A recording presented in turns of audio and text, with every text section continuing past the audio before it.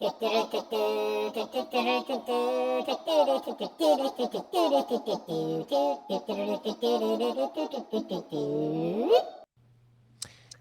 welcome, everybody, to episode 232 of Live at the Hive Digital Marketing from the Trenches. I'm your host, Dan Nadelko. Today, we've got a very special guest, Justin Knott from Intrepy Healthcare Marketing. Justin has got several years of incredible experience in the niche of, well, I wouldn't call it a niche. If it's a niche, it's a very big niche of healthcare, and experience working with practices and clinicians of various sizes. Justin, thanks so much for being here today. Yeah, thanks for having me, Dan. Like you said, we're about 10 years into our journey, which I'm really proud of. Getting over the entrepreneurial 10-year hump is a huge one that not many people make, and getting to talk to another agency owner, because I think that this journey is a long and interesting one. But yeah, we've been around for closing in on 10 years, and really since day one, we made a decision to not only niche into healthcare, but to niche specifically into multi-location surgical groups. Mm-hmm. And that's really been kind of our sweet spot. We work in aesthetics and orthopedics and urology and those types of things. But kind of like you said, really from day one, we built everything on how do we help practices develop a strategy to attract patients, get more patients booked, generate more revenue, grow, and then retain those patients and understand what's working the whole entire time. And that's really been kind of the background. My wife had a background in healthcare. I had a background in early stage investing, and we just kind of married the two with my entrepreneurial want to and her laser focus inside of healthcare with all of her experience. And here we are today. That's always where the magic happens, right? When it's sure. You know, to your point, talking to other agency owners and people in the marketing and digital marketing fields, the kind of common thread is I was doing this thing over here, I saw this opportunity, and it kind of converged into a place maybe I wasn't expecting. But here we are. One of the interesting things before we really dive into it is, and we were just talking about this before the show, it's amazing to me how many. I mean, if you're a doctor, you've gone through a graduate degree, medical school, your internship, and all of these things. And through all of those years, an incredibly highly skilled, knowledgeable people, but not a single thing is taught about running a business, technically being an entrepreneur, if you're in that field, marketing or administration. I guess it's a non-obvious thing, but you kind of think it should be. Yeah, 100%. I think med school definitely needs a facelift and an update, both in getting them, because again, it's obviously a little bit different between the Canada and the US market, but both there's a huge financial gain of being a physician. Obviously it's capped a little bit more in Canada, like we were talking about, but the US, what's ironic about it is you're giving almost no education from an educational or from an entrepreneurial standpoint, and then you're giving them more money than anybody else makes in the entire United States. And they're like, good luck, go start a business. That's something that, and I think there's a lot of physicians out there, and that's why physician burnout, work-life balance, entrepreneurial mindset, there's such a focus on that in terms of people trying to give back from a colleague standpoint. But yeah, it's definitely a broken system that needs to be fixed, so physicians have more of a fighting chance to build a really successful business early on without as many wounds in the process, and not necessarily have to go the journey of becoming like a minority partner or a hospital system employee and either living that lifestyle or kind of working their way up over 15 or 20 years, kind of like the legal system. So, you know, one of the things, just talking about the bigger picture, because, you know, when we talk, it's kind of, let's talk about marketing strategies for medical professionals. Do you ever run into this, and maybe you don't because you're dealing with you know, firms and practices of a certain size, but you know, there's one side that you could, if you were going to be Socratic and kind of question it and say, look, everybody needs healthcare, right? Where nobody is going to go through their life without healthcare. So what is the point of marketing more aggressively? Do you ever run into that? Or is this something that, because of your niche and the size that you're at, it's already kind of accepted and known? There's definitely been, I think, obviously taking everything else out aside, I think COVID was a good thing in terms of reshifting the thought process behind digital marketing and the way that you connect with consumers and patients Hmm. across the board. I think everybody realized when everybody was locked down and shut off from the world and shut off from their patients and had to close their doors. How do we build an engaged tribe and an engaged ecosystem for our patients? And I think that definitely kind of brought everybody up to speed to an extent. But there's definitely, when you look at just the whole landscape, you're going to have varying degrees of understanding and the importance on digital marketing. If you're a neurosurgery group, there's going to be a long way between now and the day that direct marketing is the best avenue for neurosurgeons, because most Hmm. people don't walk into their PCP or just go online and is like, I need to see a neurosurgeon. Yeah. Same with an oncologist. You typically start at a PCP and your X, Y, or Z is happening. They refer you upstream and refer you upstream and refer you upstream. So those, it typically doesn't make sense. I think what I say to a lot of the other ones, because even you have like a large ortho group and you always have a huge subset of their board that's like, well, I'm booked out for 3 to 6 months. I've been around for 30 years. I really don't care about marketing. It's not going to do anything for me. I don't need it. Hmm. And the reality is you do. And if you wait until it's too late, it's going to be real tough to get that market share back, because what's happening, especially in the US health systems, is they are incentivized to join forces. And so health systems are becoming more vertically integrated to create weighted leverage over insurers to get better payouts. And when that is happening, they're slowly closing their doors off to the private practices that used to live and die by referrals. So you're pretty much, now your hand is being forced of, how do I think creatively outside of the box to use digital marketing to go direct to consumer, because the health systems are not going to send patients my way anymore. Mm. Well, clearly you've had this conversation before, because that was a fantastic answer, and I Appreciate it. think the one thing you hit on really well is this notion, and you see it in other businesses and other verticals too. Is, my pipeline's good, I'm booked out for three to Yep. six months. What me worry? Like, why bother? I'm good. Yeah. But then that pipeline dries up for whatever reason. Could be COVID, for example. Yeah, for sure. Um, and then it's not too late, but you're certainly going to be scrambling at the last minute.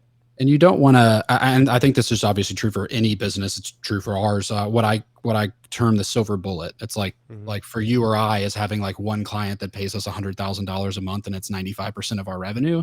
It's the same thing with whether it's referral pipelines driving 95% of your practice growth.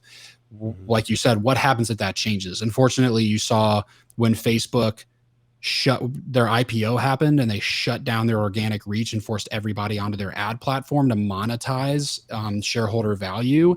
You had businesses that were making millions of dollars because they had 1 million people and 900,000 of them saw every time they posted about a new product, and they just raked in money.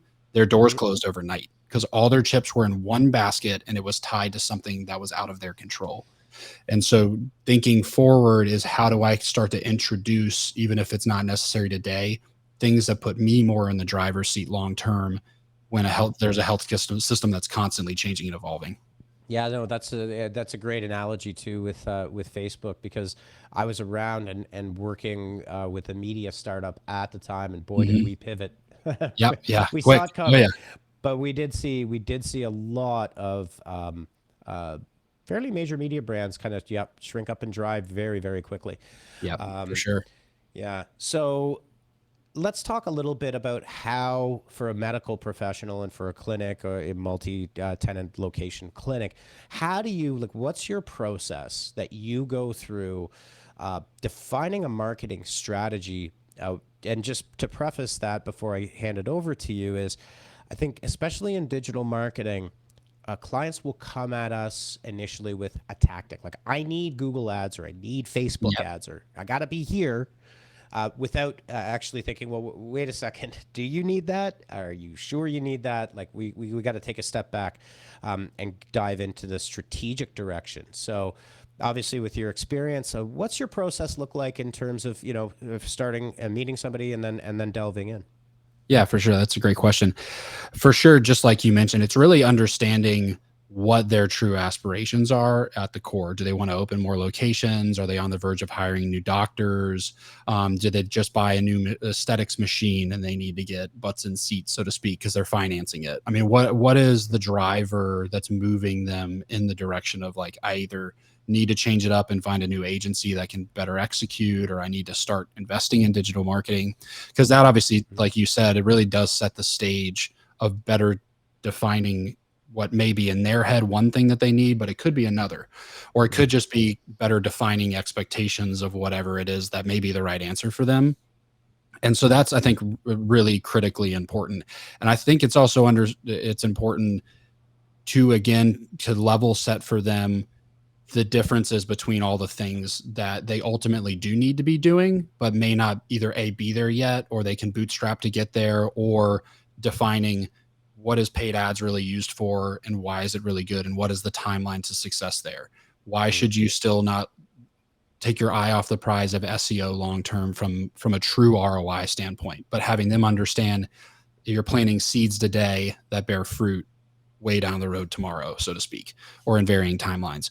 So I think it's really helping them understand there are 5 or 6 kind of major components that make up a really good practice marketing strategy that does spur growth, but it usually is a phased in process that happens over time, and you need to have reasonable expectations of to what the outcomes of those things are as you implement them. And I think that's a really important to define, because we've been burned over the years, not by a lack of performance, by a misalignment of expectations and understanding. And as you know, I'm sure as an owner, that's always unfortunate to see when you're like screaming behind your computer. You're like, I can't even tell you how much success that you're having, but you're so hung up on the fact that this one keyword that could add 0 value to you is not ranking number 1. It's like, you guys are totally missing it. Yeah, and amen. So I'll just preach to the choir here. It typically is misalignment of expectations, It right? is. If we put on our agency owner hats here, it's a difficulty. And look, the industry, the market changes so rapidly, faster than Oh any yeah. other industry in history. So what might have been true 2 years ago is no longer true today. We'll talk about that with Google local searches, for example. Mhm. But yeah, 100% is. So it sounds like, and this is what I try to do too with clients, is really workshop this. Like, we got to Yeah. have 3 or Yep. 4 conversations here so I can win hearts and minds on what we're talking about. Because one of the things, and you hit the nail on the head, is the short term, medium term, and long term. In the short term, yes, a smart paid ad strategy, we can get you leads and referrals, right? We're going to pilot that. Medium term, we can look at video, whatever it is, YouTube. We can do Yep. that, and then long term, we're going to look at SEO, because that's Yep. still a huge part of it. And yeah, to get through that process of avoiding misalignment, and setting the right objectives, and that strategy is absolutely For key. sure.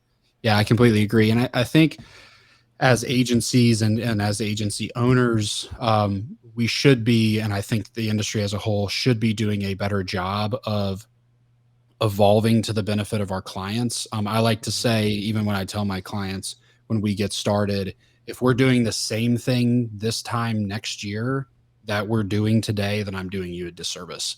And it's Mhm. okay to push and pull on things. Like, we've written 30,000 words of content for you over the last year and a half. We're good there. Like, let's focus on technical SEO. Let's focus on keeping the elbow room at the top we've created, and let's take that money and let's invest it into a content production process, or whatever that may look like.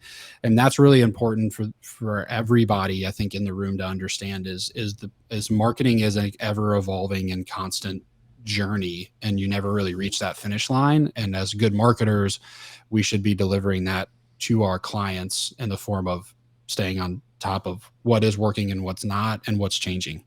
hmm And I think, to your point there, it's consistent communication with your Yeah, clients and being part of for their sure. process, their business process, right? Absolutely. Yeah. So when you define this marketing strategy, I think one of the things we can touch on now, obviously, Google goes without saying, is the Oh vast yeah. majority of that market share, regardless of the Hmm. social networks. Um, But as you know, especially local searches, and the number is something like 85 to 89% of all businesses in the world are serve some geographic, Yeah. local, physical area. Hmm. Um, and as you know, we've seen the Google Map Pack searches rise in prominence. We've got structured data happening there.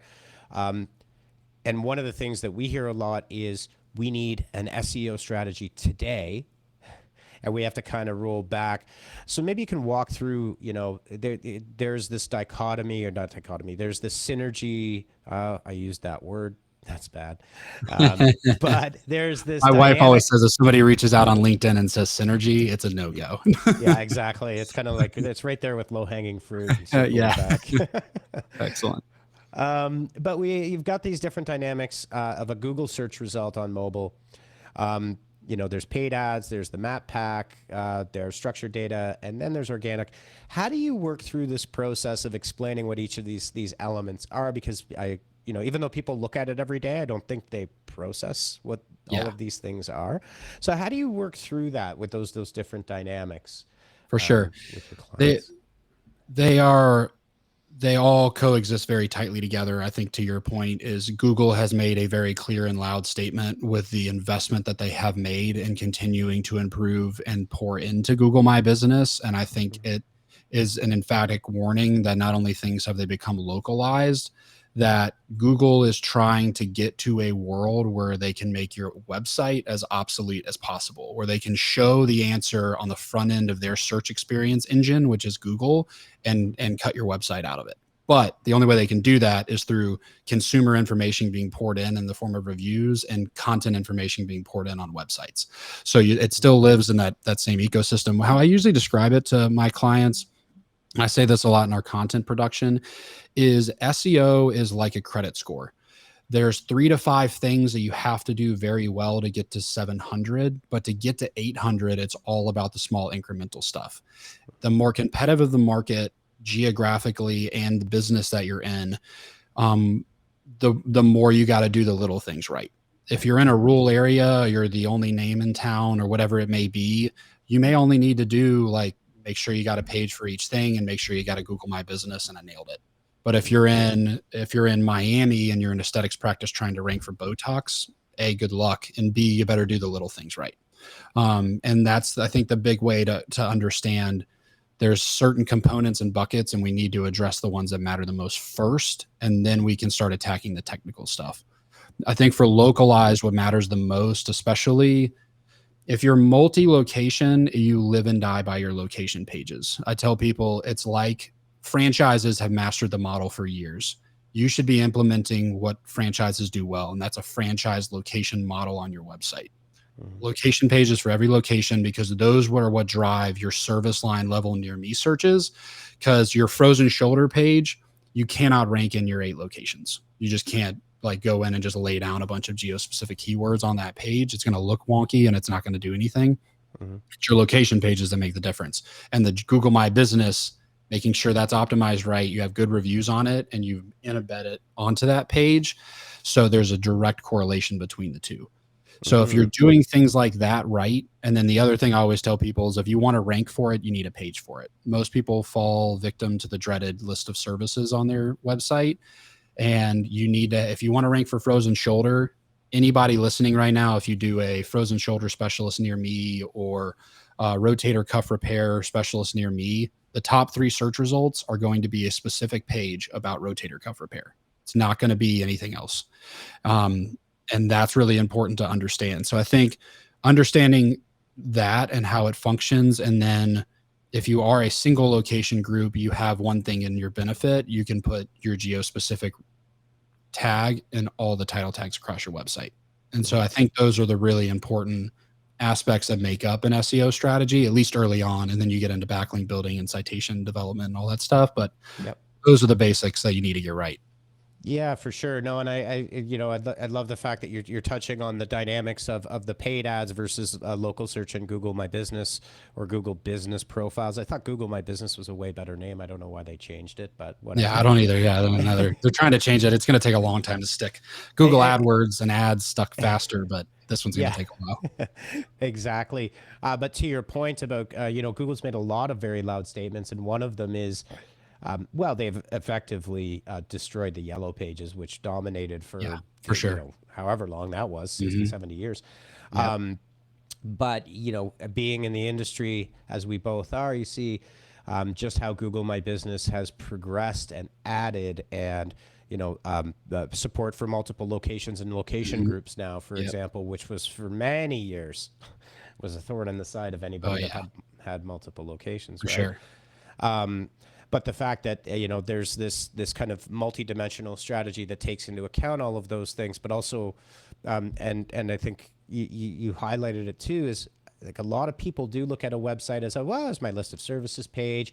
Here's my paragraph, and here's my bullet point, Yep. and we gotta sometimes we gotta go fishing and reel it back.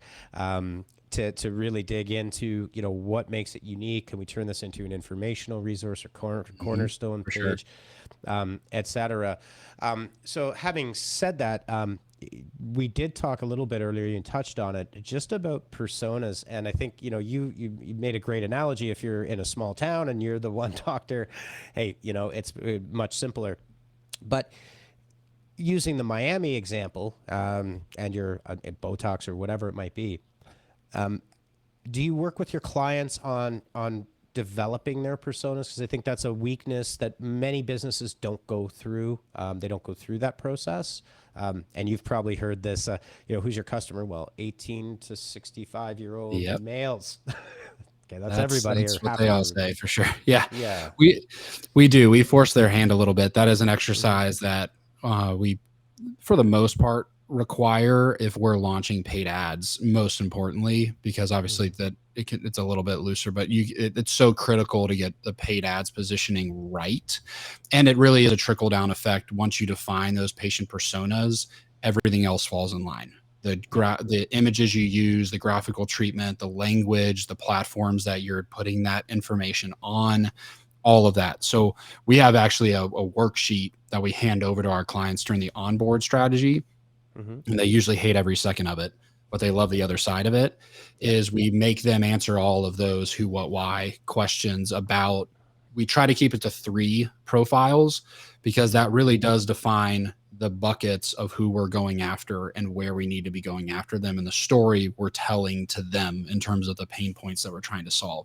So yeah, I'd say it's been, I can count on one hand the number that have had that already defined. So it's a really Yeah. important exercise for them because I think it makes them start really thinking through the whole process too of like, well, I want to do more of what I really love to do from a surgery standpoint. This is the type of patient we need to go after. Exactly. Yeah. And one of the things that I find, it's funny, in the world of digital marketing, and I just happen to come from an engineering background. There's this desire for marketers to be like, okay, we're going to lead score. I'm going to do behavioral psychographics on this and Yeah. that and the other thing. Yep. And you could dial it back and just say, hey, if you have a really, really specific persona. And we do work in the healthcare space here in Canada. Like I said, typically in the counseling areas. But one of the things that we've really found is that the tighter the just like you do with Intrepy, the tighter the niche and the more specific it is. I mean, you are segmenting, understanding Oh your yeah. audience before they're Yeah. even in the door, Yeah. right? 100%. Yeah, I couldn't agree more. And again, it all comes down to landing page treatment, the story you're telling. Because, like in the mental health space, like if you're going after adolescent psychology, Hmm. you're the decision maker is the mom. It's not the kid. So you can Yep. go speak to the kid, but you need to make the mom feel good about the decision that she's making. And her journey is different from a priority standpoint than her kids. And that's again what it all comes down to understanding who is the end user you're really marketing to and what are they concerned the most about.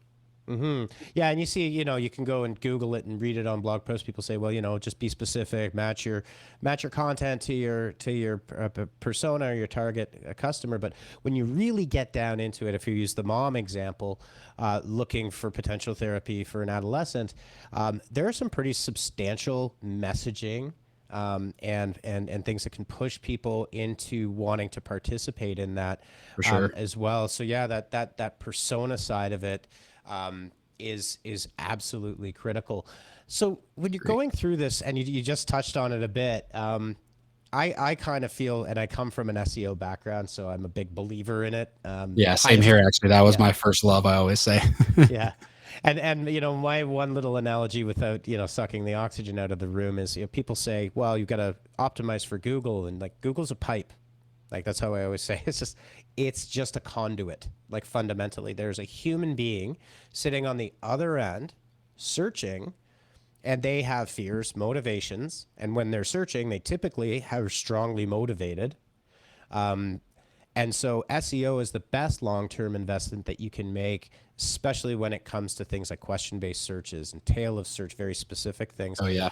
Yeah, and so maybe talk a little bit about specifically, you did touch on it, your SEO strategy from a high level and how you would execute in that healthcare space, because I think it's the healthcare space it has similarities, but there's certainly something very unique about your niche. Yeah, for sure. I'd say this probably applies to 98% big and small of the practices that we vet and do assessments on when I have conversation with them Mhm. from a strategy standpoint. And that's what I always tell people is honestly, what we're doing is not rocket science. We're not reinventing the wheel, and there's no magic fairy dust. And if you are sprinkling any type of magic fairy dust, you're probably black hatting it, and it's not going to be sustainable. It's really rolling up your sleeves and doing things the right way. And that is SEO in terms of the way that Google works is it's not a man behind the machine. It's an algorithm. So you're trying to sort things in a way that makes it easy for you to win with Google. And I always use the analogy of it's like when you learned how to build an outline for your first research paper when you're in middle school. Google works in a very similar manner. You need title tags to be right, they carry the most weight. You need your H1 tag to carry the same type of weight and focus as that, and so on and so forth. Your H2 tags, and then your body paragraphs, and then the imaging and the videos that are on there. So we typically look at structure first. Do we have the baseline structure on the website to succeed to begin with? Second step typically is content deficiency. They're usually either very thin on content on the things that matter, or they're void of the content. Like I talked about earlier, is if you want to rank for it, you need a page for it. Mhm. That's typically where our content calendar and what is usually at least the initial 6 to 12 months is laying down more content on their site and then building out and strengthening the location and the physicians pages. Outside of that, it's obviously GMB. Is their GMB house in order? Do they have ownership over all of it? Is it all verified, merged, removal of duplication, that kind of thing? Mhm. And the physician pages are oftentimes completely missed. And usually when you do an audit, you'll see physicians are pulling in a bulk majority of organic search. It's not hard to rank for Dr. Smith. Like Dr. Smith is Dr. Smith, and you have a page on your website. You own Dr. Smith, so to speak. Yeah. But where we miss the opportunity is it's not about ranking for Dr. Smith. It's about ranking for the fact that they're a dermatologist in Atlanta, Georgia. And that's a Mhm. huge opportunity. So we sit down with a client and break down what they would prefer to be known as in their geographical space as the go-to specialist on, and then start building out their physician profiles to match that. And Mhm. that is usually really powerful because then you have, for a hand surgeon, you have an opportunity to win for hand surgeon listings for the physician GMBs and your location GMBs, and doing the same thing in organic search. And all of a sudden, you're taking up like 4, 5, 6 organic slots. And so that's usually what our process looks like. And it's pretty uniform across the board. Is the structure right? Do we have the content? And are the location pages set up to win? Yeah, no, that's great advice. I think one of the things that's really great about your strategy is it really follows the evolution of Google, which Google 5 years ago, even to today, is not the Google. No, it's not. It's a constantly in a state of flux. And I think one of the things that I try to explain, and you've done it in a really functional way, is, Google's intelligent. It is. It is it can create connections, right? It understands semantics. So your point about pulling out the specialties that that doctor would want and then creating that content around that, Google can draw those connections and start Oh to yeah. rank you for those other terms, right? Just one question. You're talking a lot about content creation for the medical space. Obviously, like several industries, it's highly regulated. How do Hmm. you balance something like oncology, which I don't, I know what I know, but and you have content creators on your Yeah, team. How do you work through what would be compliance, and accuracy from the doctor's perspective? I think one of the things too that maybe you can touch on is how do you not just absorb that doctor's time because they're practicing as well. for So sure. maybe two-part question on that. Yeah, it is for sure a tricky balance. I've learned over the years to try to take the approval process as much out of their hands as possible as they'll let us. I totally understand. The content still needs to resonate at an 11th or 12th grade reading level. So we're not writing for peer reviewed journals and academia level. So it's having them understand that, like who this content is serving. And we obviously want accuracy behind it. So it's a little bit kind of balancing between what the client expectation is and then what we want to have happen Mm-hmm. and meeting in the middle on that. So I'd say probably 80 to 90% of our clients is a eyes on it approval process. Like you got like a 5 to 7 day window, get your eyes on it or forever hold your peace, so to speak. Obviously, if they notice something on the website, we'll go on and change it. But that way they do have their eyes on it as it comes across their table. But that was the hard part is if you get the physicians too involved in the content approval process, you're destined to fail from the get-go. Mm-hmm. I can count on my hands the number of physicians that have actually stood by what they said, like, oh, I'll read it, I'll approve it really quick, and it'll get on down the road. It's like Yeah. the lowest level priority that they have on their plate day in and day out. Mm-hmm. So yeah, it really is. It's a tough little push and pull, but it is about making sure they have an opportunity to look at it and approve it, but they also have an understanding of why we're creating the content, who it's for, and the urgency behind it. Because if we get backloaded 4 months of content, you're paying for something that you're the finish line to see the value in that Mm-hmm. is moving every single day further away.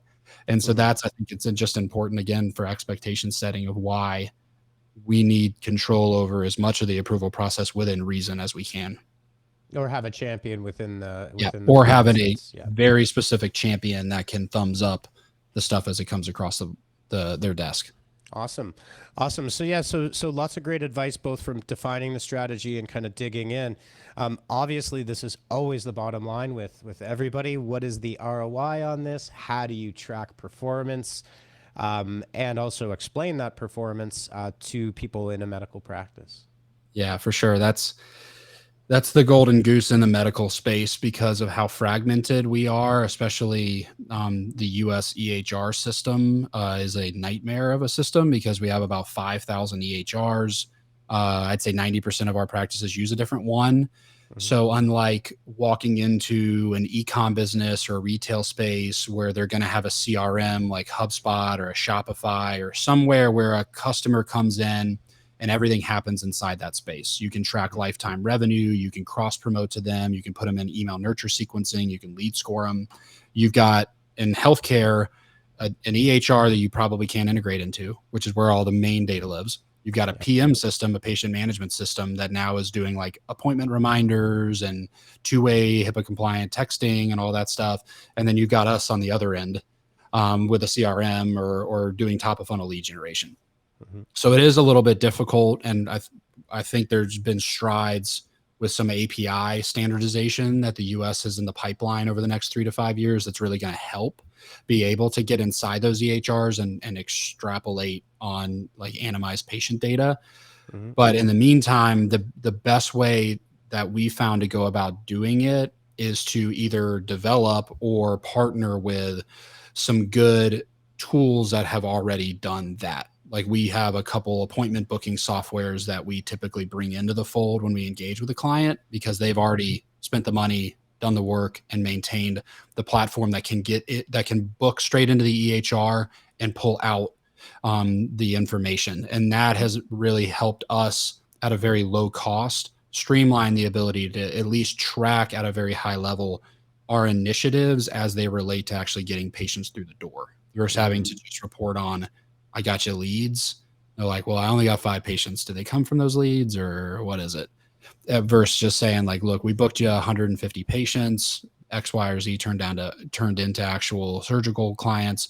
But yeah, there's definitely, it's tough for sure. And it still is tough to kind of answer that uniformly across the board. Is nearly impossible still, at least for us, I find. How I would be interested in what your thoughts are on it. Yeah, well, we're very similar here in Canada in terms of practices have, for as many different practices as there are, they have some different system internally that's tracking Yeah. their patient stuff that we can't touch. We're not even actually allowed, access to it. So that's a challenge. One of the things that we've done is, obviously always looking for an API integration, always For looking sure. Yeah. for that unified data so we can turn around and say, we're looking at the dashboard. You booked 79 new clients last month. Our conversion rate was whatever, 23%. In events where we are completely roadblocked because these systems come in, I find them, they come in 2 varieties. They come in 1990 called and they want their Yeah, electronic for data sure. records back, It and you does. can't, Yeah. yeah, you can't get into that thing no matter what you try to do, and you probably wouldn't want to be in there. Right up to something brand new. Jane app is one for clinical psychologists, for example, and they typically are kind of like a HubSpot. They want to boil the ocean. They want to do all the Yeah. Yep. things, Yep. right? But we find that there's such a mix that we track up to the point to which the lead is being put into a system. We'll use Zapier, we'll use custom Yep. scripting, like Yep. all sorts of Hmm. different For things to sure. do it. But one of the things we found is actually booking a monthly lead review with our champion, not the doctor. Typically, it could be the office manager, Yep. head of operations, someone that's in this. And we actually, it sounds really ghetto and it sounds really simplistic, but it's let's crack open the list. We're going to Yeah. spend Data half an hour or matching. so Yeah. and let's do some data Yeah. matching. And it's Yeah. imperfect, but at least it's a barometer for us to say, For sure. because we'll have several campaigns running Facebook, Google, lead gen ads, all sorts of different things. And we got to break it down and really get an idea here of fundamentally, we see what's converting, Hmm. right?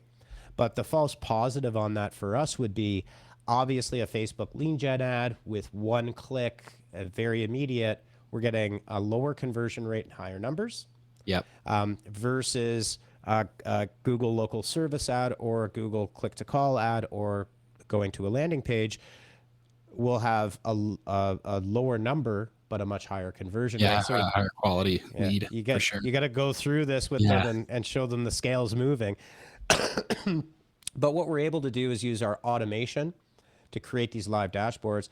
And then that last bridge can be let's get a gut check here. And then we at least have the barometer with the client to say, yeah, we're happy with this. And we try to progress that automation through in any way possible. For sure. We've done crazy things with Zaps, like I love Zapier. It was like one of the IFTTT or what was it, whatever it was. If then that thing yeah, was like ahead of Zapier, and that was like the yeah, coolest thing ever. And then Zapier came out and like squashed it. But yeah, it's I'd love doing we do some really creative thing for like webinar promotion and stuff through Zapier. But yeah, yeah, because it's also like you got to be able to deliver that information to the client, but it is just such a fragmented and messy thing currently to try to It deliver on, is, and unfortunately. we've done wacky things where like, okay, we're able to write out to a data file from this system, and so we're gonna have literally like a CSV file that Yep. every time someone hits book, it's going to increment the value in there. The Zap Yep. is watching this file. As soon as that increments, we've got a booking. We send it back through Zapier over to a Google Analytics goal. And hey, it's not the prettiest thing in the world, but at least we've gotten to a point where we can understand things. So For sure. Yeah. And yeah. It's unfortunate too, because as the way that Google Ads is going in terms of really forcing even good ad specialists to lean more and more and more on their AI, Hmm. and forcing their hand by stripping some of the nuanced stuff that you could do. They're also doing a good job of data matching in the pursuit of audience selection, Hmm. but it's lost in healthcare because most of the time you can't extract any type of data that could be of use to upload in there. And there's so many benefits to doing it, but you can't do it yet. So I do Yeah. think what's going on with this Fire API unification over the next 3 to 5 years will be a huge step forward in the US market. Hmm. But we still have a long way to go in terms of technology lag in the healthcare space for sure. Yeah, and it's the same thing in what Google would consider your money, your life, right? Yeah. Or sensitive topics on Facebook, which is Hmm. if you're talking finance, you're talking healthcare, any of those things, all of the fancy things, all of the fancy AI, your remarketing audiences, your custom audiences, Yep. like turn all that off Yep. because you don't get to use any of that for now. And you get to a Google Ads that's 2011 Yeah, kind of 100%. Yeah, you do. style. That's a Yeah. really good point. Yeah, so it does speak to everything that you're talking about, which is like you can't just say, "Hey, we're going to do the Google ads," because you will get your brains blown out. There Yep. are very big people in the medical space, just like travel and finance, that have absolutely no problem just crushing you on bidding alone, right? Oh, yeah. Well, in the mental health space, especially with the explosion that's happened with COVID and telepsychiatry, you've got like in the US market, like the talk spaces and the teledocs and the ones that are willing to burn through Oh yeah. hundreds of millions of dollars in cash in local markets. And it's like, there's not much I can do to compete against that, even at a very, very local level. Yeah, yeah, and this is years ago. I mean, there's better help, and they're certainly not shy about promoting everywhere. Yep. But this was probably about 8 or 9 years ago, and it was Expedia was spending $32 million a day on Google Ads alone. Like that's just their Google Ads. Imagine managing that monster of an account. That's incredible. That's where you let the robots do the work. Oh You yeah, let yeah. the That's where you groups get do it. access to like Microsoft's like DMA Hmm. databases. You have to spend like 2 million a month just to be able to get on those types of things because they have just so much data. It's just crazy. Hmm. And actually, literally, friends at Google talking about this a little bit. Obviously, what they're allowed to talk about, but that's when Google sends a team over, Yeah, right, yeah, directly for to sure. Expedia to work with them. Oh yeah. Um, but yeah, it's a great point for the medical industry, and it is like understanding your niche and understanding the competition. And it's a bit of a David and Goliath, but it's definitely doable, right? Oh, it is Yeah. for sure. And that's been the benefit, like we were talking about earlier, to Google's localization has made Hmm. it for the most part a fair fight for everybody. Yep. Because if you do it right, you can compete against a large health system in your market. There's a ton of stuff you could do that was really out of bounds unless you either had the benefit of a 2,000 page website or a Hmm. $200,000 a month budget. And that's just not the case anymore because of the localization that's occurred. Is everybody can kind of go toe to toe in a sense. Hmm. Absolutely. All right. Well, Justin, thanks so much for joining us. Thank you. We're a couple minutes over time, but you've shared a ton of experience. So maybe just let everybody know how they can get a hold of you if someone's watching this and they're in that niche of healthcare with multiple locations. How can they get a hold of you and learn more? Yeah, absolutely. So our agency is Intrepy, Intrepy, Intrepy Healthcare Marketing. So that's Intrepy, Intrepy.com. Come on, we have a free practice assessment. So you can actually book some time on my calendar to do a 20-minute, no obligation conversation with me about where I literally do actually look at your website and stuff and tell you where I see opportunities. And then LinkedIn, I'm really active. Justin Knott. If you go on LinkedIn, you'll see content where you have a podcast. We're constantly creating content to try to move healthcare and healthcare marketing forward. And my wife too, Kelly Kley, Knott is very active. She has a very large reach on LinkedIn. So we'd love to connect and stay active with people that are listening on LinkedIn. Okay, awesome. And for everybody watching out there, when this does go live, because we are recording due to scheduling, um, uh, Justin's information and Intrepy marketing will be down in the descriptions on YouTube, Facebook, Twitter, Twitch. Where else are we? Facebook. Did I say that already? It's hard to All the keep track of things. them all now. Yeah. And in our show descriptions as well on Apple Podcasts, Google Podcasts, Stitcher, etc. If you are watching this, and I should have said this before, if you are lurking, please drop a comment on any of the platforms. We'll do our best to answer you. And if we can't, we will harass Justin via email, and hopefully he'll find the time to be able to answer us. So, Justin, thanks again for joining us on Live at the Hive. We hope to have you on again soon to dig in more, but much appreciated. Thank you so much for having me. I really appreciate it. It's always great to talk to another agency owner who's been through it and is going through it and see what's working and not from your perspective. So I really appreciate the time today, and it was a great conversation. Yeah, likewise. All right, everyone. Thanks for joining us for episode 232 of Live at the Hive Digital Marketing from the Trenches. We'll see you next week. Same B time, same B channel. Peace.